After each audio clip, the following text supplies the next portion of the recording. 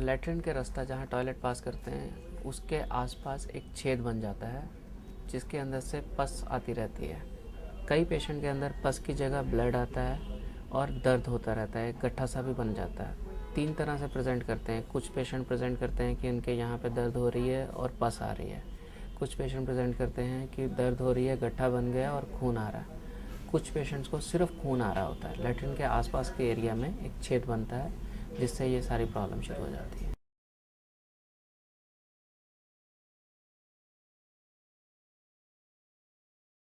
के अंदर जब पस बनती है तो पस धीरे धीरे अंदर अंदर फैलती जाती है।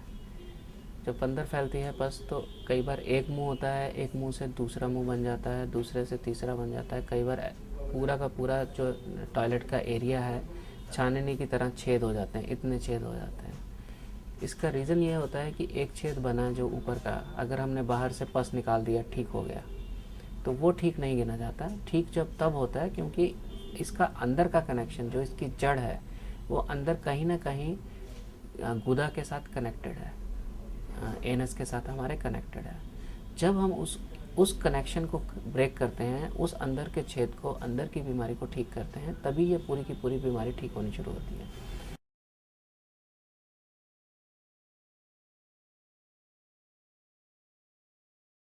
फिस्टुला आमतौर पे उन लोगों के अंदर ज़्यादा होता है जिनका बहुत ज़्यादा बैठने का काम रहता है, प्रोलॉन्ग सिटिंग होती है, या कब्ज़ बहुत ज़्यादा रहती है जिन लोगों को, उनके अंदर देखा जाता है। कुछ लोगों के अंदर जिनके अंदर पुअर हाइजीन होती है, जो सफाई थोड़ी कम रहती है, उनके अंदर भी देखा जाता है।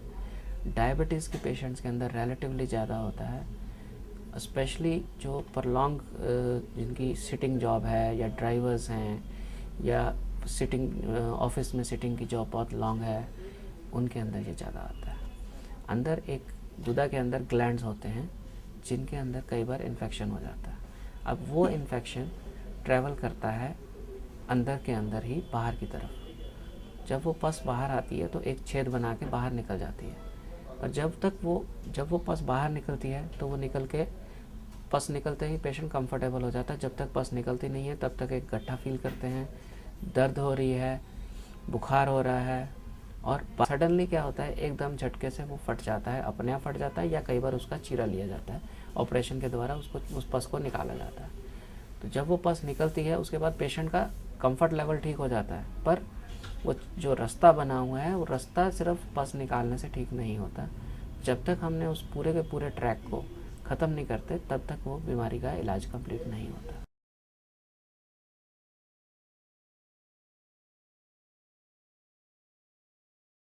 बाहर का ठीक होना मतलब एक तरह से हम सिर्फ बुखार का ट्रीटमेंट कर रहे हैं, कारण ढूंढे बिना कि बुखार है, बुखार की दवाई दे दी, पेशेंट ठीक हो गया, पर वो सिर्फ टेम्परेरी रिलीफ है। पस आ रही है, पस निकाल दी, वो एक टेम्परेरी रिलीफ है। जब तक हम उसका अंदर रूट कॉज को नहीं निकालेंगे, उसकी जड़ को, इन्फेक्शन को नहीं निकालेंगे, तब तक वो ठीक नहीं होगा।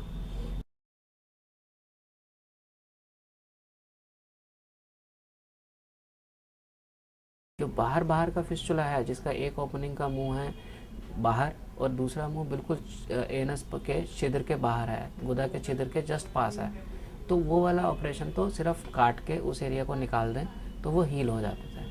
पर जब ये छेद नीचे से स्नायु को पियर्स करता करता काफ़ी अंदर डीप होता है, जिसको हाई फिस्टुलास बोलते हैं या कॉम्प्लिकेटेड फिस्टुला बोलते हैं, हॉर्स शू फिस्टुलास होते हैं, जो एक तरफ से कनेक्टेड होकर अंदर ही अंदर दूसरी तीसरी तरफ कनेक्टेड होते हैं। जब ये फिस्टुलास को हम साधारण ऑपरेशन करने जाते हैं, जो ओपन विधि से जो ऑपरेशन है, तो फर्स्ट प्रॉब्लम ये है कि उतने तक पहुंचने के लिए हमको बहुत बड़ा कट लेना पड़ता है।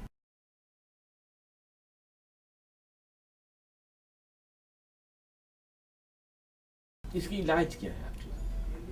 देखिए, इसके इलाज काफ़ी तरह हैं। साइंस के अंदर जो शुरुआत हुई थी, सबसे पहले एक कॉमन इलाज आया था कि इसके अंदर एक धागा डाल दिया जाता था, जो धागा डाल के जितने भी हाई फिस्टुलास या लो फिस्टुलास हैं उनके अंदर धीरे धीरे हीलिंग होती रहती थी। बट उसके अंदर पेशेंट्स को काफ़ी पेन होती थी, बहुत ज़्यादा पेनफुल होती थी। कई बार अंदर का रास्ता दिख ही नहीं रहा होता था कि जहाँ धागा डालो, बाहर का रास्ता तो दिख रहा है पर अंदर का वो दिख ही नहीं रहा। अब ब्लाइंडली अगर आप धागा डालने जाते हो तो किसी ऐसी जगह से डल सकता है कि जहाँ फिस्टुला था ही नहीं, एक और नया रास्ता बन गया। वो एक प्रॉब्लम कॉमनली देखी गई।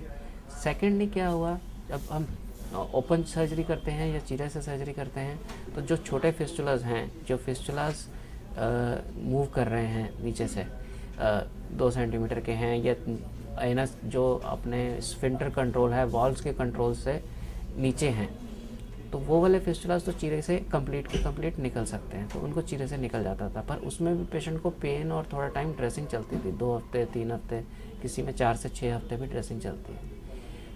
अब जो हाई फिस्टुलास हैं उनके अंदर हम ये वाला इलाज दे नहीं सकते। अगर उनके अंदर हम यही काटने का इलाज कर रहे हैं तो इतना बड़ा कट आता था और पूरा का पूरा फिस्टुला निकालने पॉसिबल नहीं होता।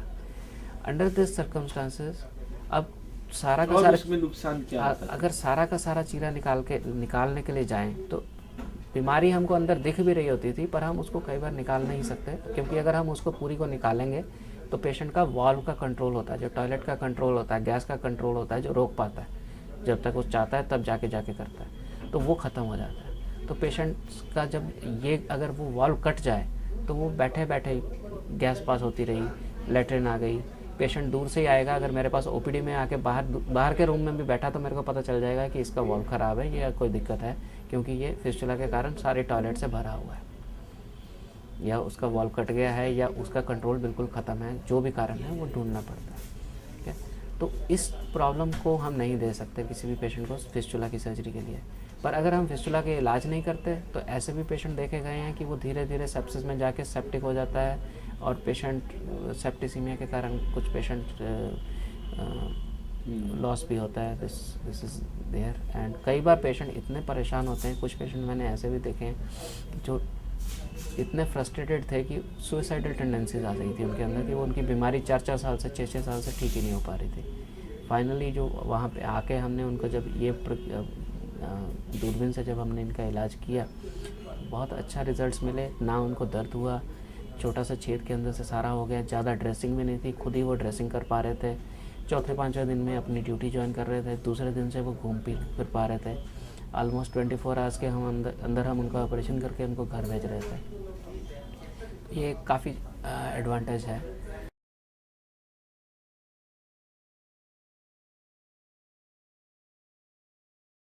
कुछ पेशेंट्स को हम ऑपरेशन के साथ साथ, फिस्टुला के ऑपरेशन के साथ साथ, पहले ऑपरेशन के साथ ही टॉयलेट का रास्ता यहाँ बना देते थे पेट के ऊपर, ताकि नीचे ऑपरेशन हुआ है, सारा कुछ कटा पड़ा है, वो हील तभी होगा जब वहाँ पे लैट्रिन से गंदा नहीं हो रहा। तो जब वो ये रास्ता बनता था तो उससे वो ठीक होने के चांसेस होते थे। पर वो ये वाला ऑपरेशन करने के बाद भी कुछ परसेंटेज पेशेंट के अंदर रिकरेंस आ रही थी।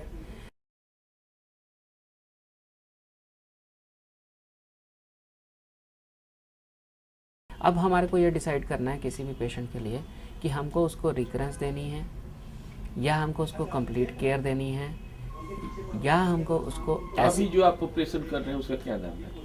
जो अभी हम ऑपरेशन कर रहे हैं इसको हम वाफ्ट बोलते हैं। वाफ्ट का फुल फॉर्म है video assisted anal fistula treatment. इसमें होता क्या है? इसके अंदर हम जो, जैसे ये कॉम्प्लिकेटेड फिस्टुलाज होते हैं, जो भी फिस्टुलाज 2-2 बार 4-4 बार ऑपरेशन से भी ठीक नहीं हो पा रहे और वो हाई पहुंच गए हैं, बहुत ऊपर चले गए हैं, उनको हम दूरबीन की हेल्प से अंदर तक, जड़ तक जाके निकालते हैं। फिर जो अंदर का छेद होता है वो हम बंद करके ठीक करते हैं, और बाकी के एरिया को हम धीरे धीरे हीलिंग के लिए ऐसा एक एटमॉस्फेयर उसका बना देते हैं। जब फिस्टुला पूरा निकल जाता है तो हीलिंग बहुत क्विक हो जाती है। कितना बड़ा कट होता है और कितनी जल्दी रिकवरी होती है?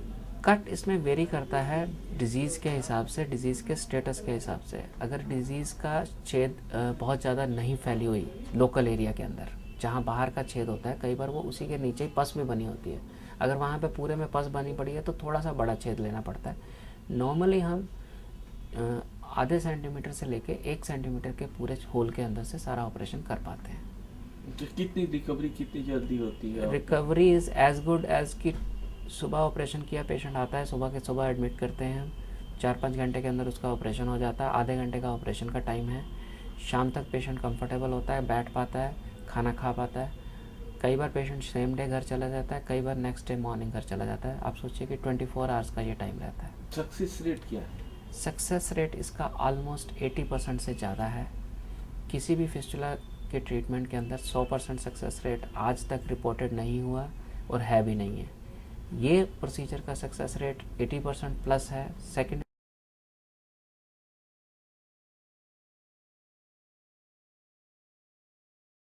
जिसके अंदर ये है कि आप पेशेंट को रिस्क बहुत कम है।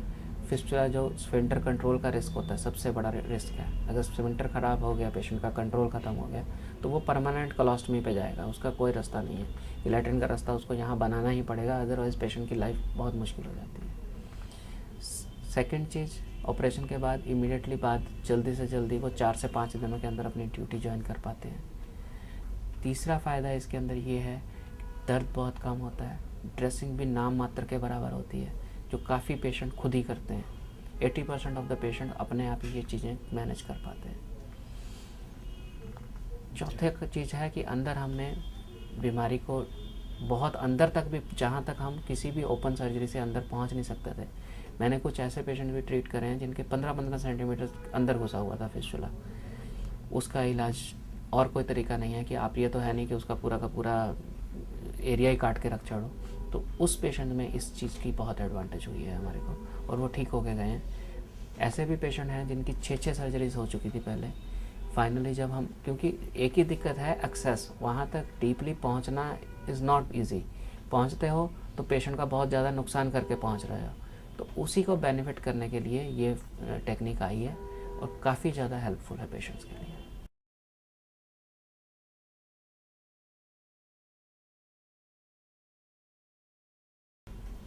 क्या कॉस्ट और ये सब क्या पड़ते हैं? एवरेज कॉस्ट जितनी रूटीन फिस्टुला सर्जरी की है ऑलमोस्ट उसी के आसपास ही है, कोई बहुत ज़्यादा मेजर डिफरेंस नहीं है। हाँ, इसके अंदर कुछ दवाइयाँ हैं जो बहुत हाई एंड यूज़ होती हैं, कुछ उसकी ज़्यादा कॉस्ट आती है रिलेटिवली। बट अगर हम कंपेयर करें तो बेस्ट पार्ट ये आप सोचिए कि जो टेक्निक बाकी जगह भी लिमिटेड अवेलेबल है, इसी ऑपरेशन की कॉस्ट अगर सिंगापुर या बाकी कॉस्ट कंट्रीज़ के अंदर कम से कम 7 to 8 लाख के करीब है, जो अब यहाँ पे हम बहुत ही रीज़नेबल, जो साधारण फिस्टुला ट्रीटमेंट से के आसपास ही इसकी कॉस्ट से हम कर पा रहे हैं यहाँ पे।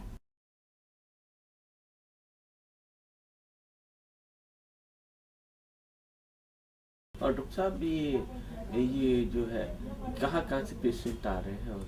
देखिए, इंडिया के कोने कोने से पेशेंट आ रहे हैं। मैंने अभी उड़ीसा से भी ऑपरेट किए पेशेंट, चंडीगढ़ से आके ऑपरेट करा के गए, जिन से आते हैं, यूपी से आते हैं डिफरेंट पार्ट, वाराणसी से भी एक पेशेंट और ऑपरेट करा के गए।